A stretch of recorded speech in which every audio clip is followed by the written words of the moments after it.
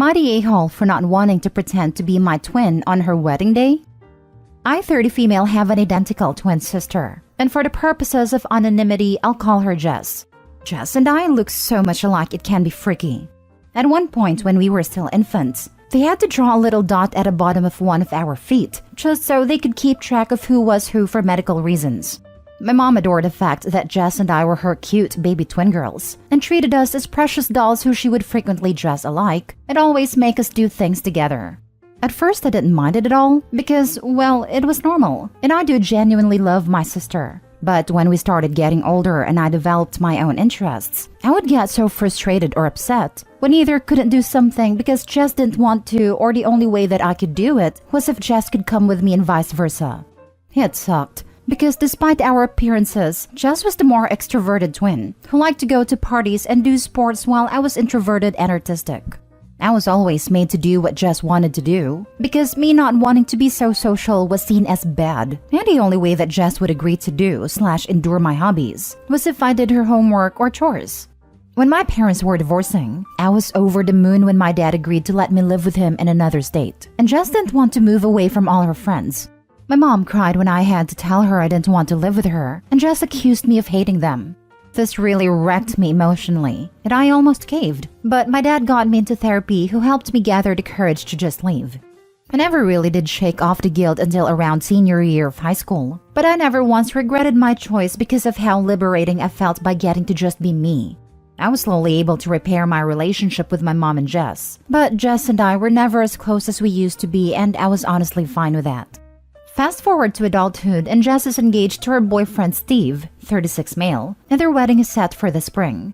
Unfortunately, Jess was recently in a bad accident, and her face is going to need to get cosmetic surgery. She has been crying on and off for days over this, because there's no way she'll be healed up in time for the wedding. My mom, Steve, and I have been trying to console her, but it's not enough. Then earlier this week, my mom approached me with the idea of dressing up as Jess and pretending to be her for the ceremony and reception, so the pictures will look nice. I was floored and gave a hesitant no, because while I do know that this would mean a lot to my sister, I just feel really uncomfortable about it. My mom was upset with me and said that it wasn't a big deal, it was just for the pictures, and asked me if I really wanted to make it so that Jess would have to be reminded of her trauma whenever she had to look at her wedding photos, or just not have any photos at all. Am I the a-hole?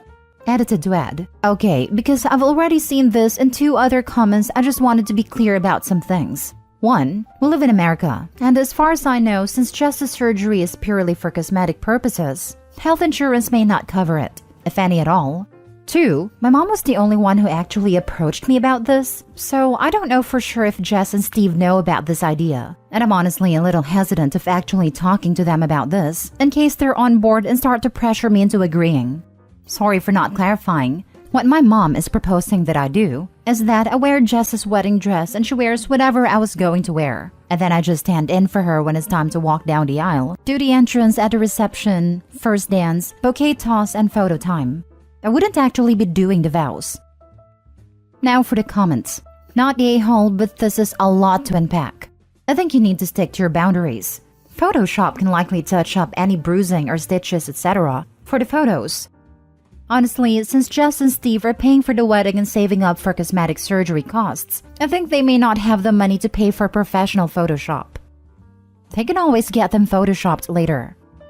First off, not the a-hole. Your mother's being ridiculous. Second, why are they not just postponing the wedding? Surely a life-changing accident is a reason to put things on hold. Apparently, their dream venue wouldn't be available again until around 2025. Not to sound rude, but I'd imagine having a corrected face should be more important than a dream location. You'd be surprised. Getting that dream venue while you can is extremely important to a lot of brides. Not bride wars level of important, probably. What the heck did I just read? Not the a-hole, and if looking like her old self is that important to her, then the wedding needs to be postponed. Not doing this bad movie plot of an idea. It is a big deal, because I'm pretty sure this level of fraud would actually invalidate the marriage. Not to mention people will know it's you, and those that don't sure as heck are gonna wonder where you are. Point all this out to your mother. Keep saying no, and if she keeps pushing, stop communicating with her. Next story. Am I the a-hole for refusing to switch rooms because sister-in-law is pregnant? I, 33 male, live with my wife, 31 female, and my 8-year-old son, Mel. Mel has cerebral palsy and is bound to a wheelchair. Our home is convenient for us because it has 2 stories, but it was left to my wife from her father and we don't have the money to move, so my wife and I and Mel have the downstairs bedrooms due to Mel's cerebral palsy. This past week, my brother and sister-in-law came to stay with us while visiting. Sister-in-law is 7 months pregnant. I had previously discussed that all the guest bedrooms were upstairs, but when sister-in-law asked us where the rooms are, she was shocked and asked if I expected her to walk up all those stairs. I said jokingly, I'd hope so, because that's where your rooms are. My brother got upset and said he thought I had changed the room plan to downstairs because of sister-in-law's condition. I told them no, there was no extra bedrooms downstairs. Then they suggested I swap rooms with them just for a few days. My wife instantly refused. Mal has hearing loss due to his cerebral palsy and takes his hearing aids out at night and can only hear some noises. And we just didn't feel safe. What if someone broke in, God forbid? What if he fell out of bed? So we told them no, we weren't comfortable with that. Sister-in-law got upset and said why would we let them stay there, and that pregnant people really aren't supposed to go upstairs, and that I was overreacting, and that they would still hear if anything happened to Mel. I refused again, and they called us inconsiderate a-holes and just went to stay with my mom. Maybe I'm a worry body, but this is our system, and I did warn my brother beforehand. Since when are pregnant women not to go upstairs? WTF, not the a-hole. I felt the same. My wife lived in our home with her pregnancy with our son and still went upstairs to use the bathroom every time when our downstairs bathroom was being worked on. Please, for the love of all that is good with this world, send both your brother and sister-in-law this. This is legit the dumbest thing I have heard people claim in a while. Not the a-hole. Apparently, generations have died that I don't know about because of mothers going upstairs. Lol. Also a big cause for many marriages ending. Husband decides to take the stairs and has to leave their pregnant wife behind, never to see each other again. Not the a-hole. What is your brother thinking? I was 9 months pregnant with a 9+ pound baby and still went up and down the stairs multiple times a day as we had no bedrooms downstairs. Your son and his safety take precedence. How can he not see this? Please feel free to give him the information for the nearest hotels. Perhaps they'd be more comfortable there. Your brother sounds like a jerk. This cannot possibly be the first time he's pulled something like this. Let me guess. He's younger and was always spoiled / treated like the baby? Haha, he actually is the youngest by 9 years out of 4 kids. So he definitely did get the baby treatment growing up. Next story. Am I the a-hole for not wanting to take either of my parents' last names? I'm turning 18 in a few months, and my parents sat me down to tell me that I should start looking into changing my last name after my birthday. I have a weird situation where my last name doesn't belong to either of my parents. When I was born, my father didn't want to have a daughter have his last name, but he's since changed his mind and apologized, and my mother thought it would look bad or weird to put me under her maiden name, so my great-grandmother gave me her maiden name. They are now divorced and are married to other people and now each want me to pick their name. But I don't want to. My great-grandmother's gone now and I was the only great-grandchild that got to not only meet her, but spend time with her. I like having her name. It feels special. I also feel like I get to have more space socially by having my own name, like I truly have my own identity. My mother says that it's ridiculous for a child to have a different last name than either of their parents, and I shouldn't have to even be asked to do this, that I should be racing to the courthouse to take care of it, and my father agrees. Is it really that weird for me to not? I don't have anything against them or their names. I just like my name and don't want to change it. My entire family's angry at me for using my great-grandmother in my teenage rebellion and acting like I had some special bond with her that the other kids didn't. Am I the a-hole? Now for the comments. Not the a-hole. The irony of your parents acting like you're the ridiculous one when they both caused this problem in the first place. Keep the last name you want. Your parents sound ridiculous. Right? They could have legally changed their child's name for 18 years. They lost their chance to have a say. Not the a-hole. The hardest part of having a different last name probably would have been when you were a kid. I cannot see why it would be an issue now. They are being ridiculous. Apparently it was. I don't really remember it, but I also didn't pay attention either. Honestly, I doubt it was really that big of a deal outside of people who are only familiar with traditional American naming customs making comments about it to your parents. I was born and raised in the US, and due to the naming customs in my parents' culture, my siblings and I have one last name, our mom has another, and our dad has yet another. 3 different last names in one nuclear family. Of course, it's possible your family had very different experiences to mine, but not sharing a last name with either of my parents has never posed any issues for me. I asked my mom about it recently, and she said it was never a big deal. They registered us for school, took us to hospitals, traveled internationally with us, etc., and it was always fine. Anyway, you're absolutely not the a-hole. They created this issue by being sexist/enabling sexism, and now they want control over your established identity, to burden you with the administrative hassle of changing your name. And for what? Just for them to save face? It doesn't benefit you at all. You already have a name you're happy with. Not the a-hole. Sounds like you are honoring your great-grandmother, not lashing out with some kind of teenage rebellion. How in the world is it rebellion if all you're doing is keeping the same name?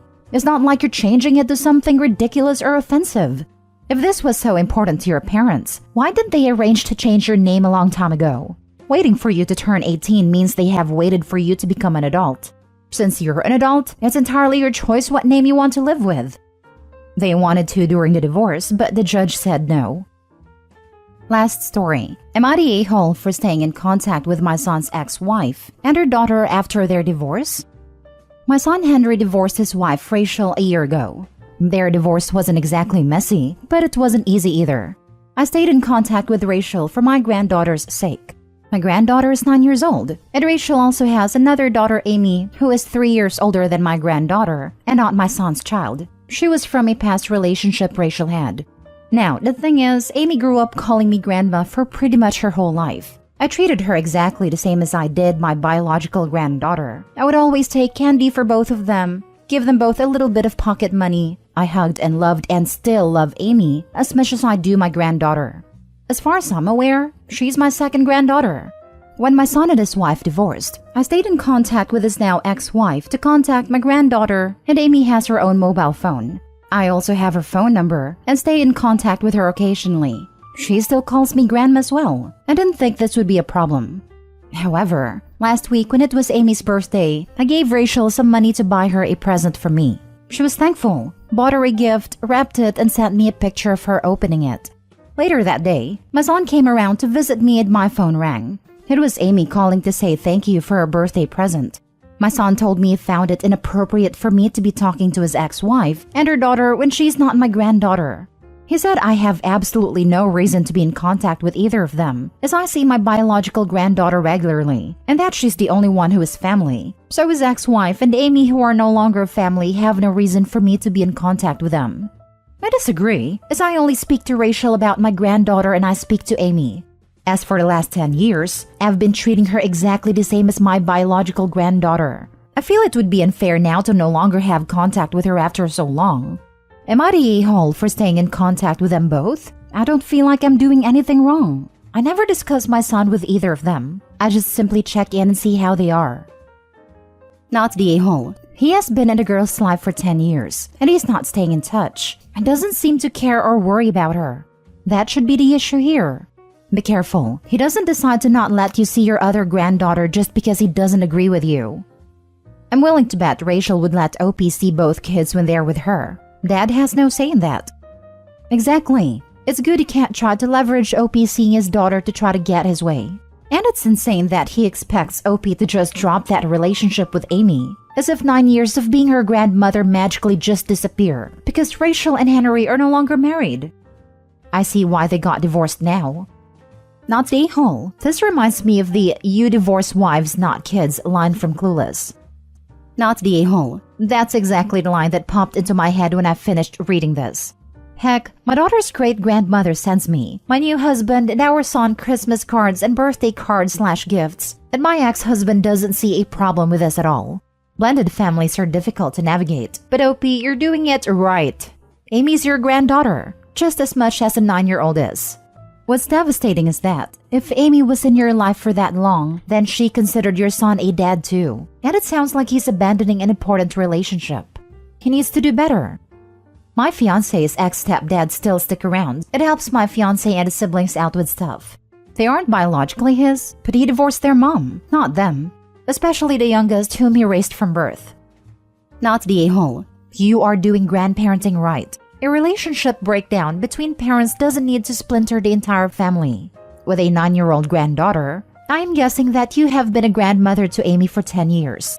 That's a whole lot of time to form a bond that goes beyond a casual relationship. Your son is being selfish, thinking that his anger towards his ex is more important than your love for the children. He cannot tell you to change your priorities. I understand that your son is hurting, but you are only demonstrating love for the kids.